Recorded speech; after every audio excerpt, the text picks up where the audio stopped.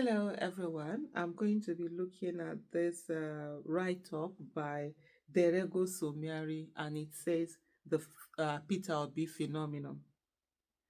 The Peter Obi phenomenon I'm referring to does not bear any tribal connotation, and it is not about the individual Peter Obi per se. The Peter Obi phenomenon is referring to a spontaneous movement by the masses of the oppressed people of Nigeria who turned out in their millions from Sokoto to Calabar, from Maiduguri to Lagos to respond to a call for change promised them by the worst leadership Nigeria has ever had in the person of Buhari.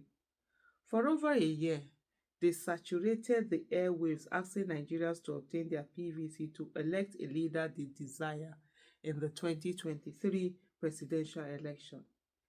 The economy has collapsed. The security situation threatens our existence as a nation. Mass hunger and poverty everywhere. As Nigerians choked in this misery, they thronged out in their tens of millions to register to vote and recorded a historic number of over 90 million registered voters, unprecedented in our electoral history. This development was due primarily to the new kid on the electoral block, despised, mocked, fresh entrant in the presidential race in the person of Peter Obi. The mainstream media didn't take him seriously. Political pundits and most of our professional, dubious, recycled, no good corrupt politicians didn't give him any chance, reducing his efforts to a mere social media stunt. But the good majority of Nigerians saw differently as he personified their hopes and dreams. Yes, indeed, he did. With the sterling performance and political credentials in his stewardship as governor of Anambra State. During his tenure, Anambra State moved from 29th position to first in WAEC. The United Nations recognized and acknowledged him as the highest compliant of the Millennium Goal Vision, drastically reducing poverty in Anambra State. Under Peter Obi tenure, Anambra State recorded the highest turnover of new businesses, swelling the rank of SMEs. He patronized the one and only local motor manufacturing company in Nigeria, Innoson, with a lifeline that has sustained that business against stiff foreign competition. This is to mention but a few of what he did in Anambra, and dared all who cared to know to go and verify. His remarkable performance in the banking, commercial, and personal businesses earned him an award of excellence, and honestly, by the late Queen of England. There are many more he brought before Nigerians, these and many more. Rather, it's not these and many more he brought before Nigerians seeking to lead them. Nigerians saw him daily, traversing the length and breadth of the country, by the way, still doing that, seeking their support for the presidential election as he marshaled out his vision for a new Nigeria. They saw, verified, and believed him. His support grew like wildfire, throwing his enemies and naysayers into confusion and frustration. He became a threat to the well-established corruption.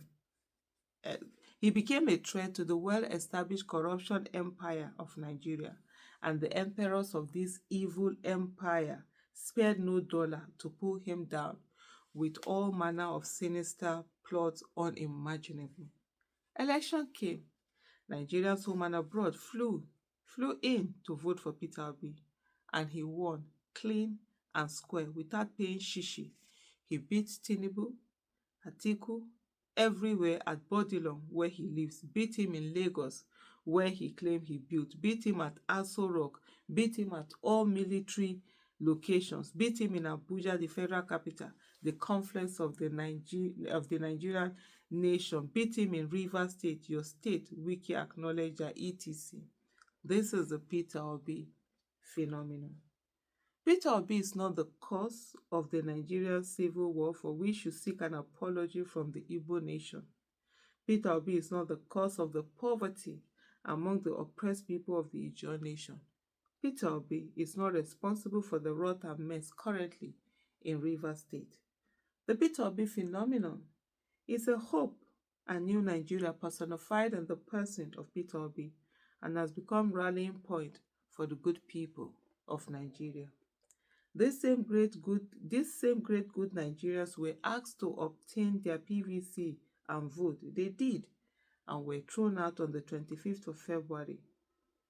These same great good Nigerians were asked to go to court. They did and were thrown out on the 6th of September in court by the most rapacious, and corrupt judiciary in Nigerian history. Having exhausted every proper place to go to, these same great good Nigerians will soon decide where else to go. When vision meets rule of law, progress is inevitable. 1. And so this is now the author talking about himself. Say 1.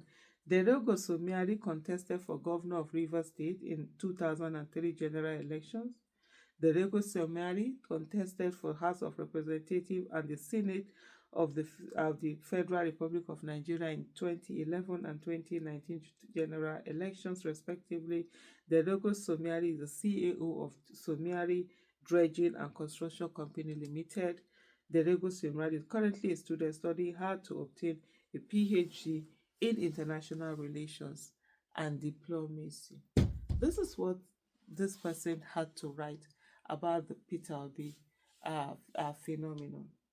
And I must add indeed that Nigeria trusted and still trusts Peter Obi. That there's one candidate that instills hope, that galvanizes people to come out. And the votes for this particular candidate is not transferable. That candidate is Mr. Peter Obi.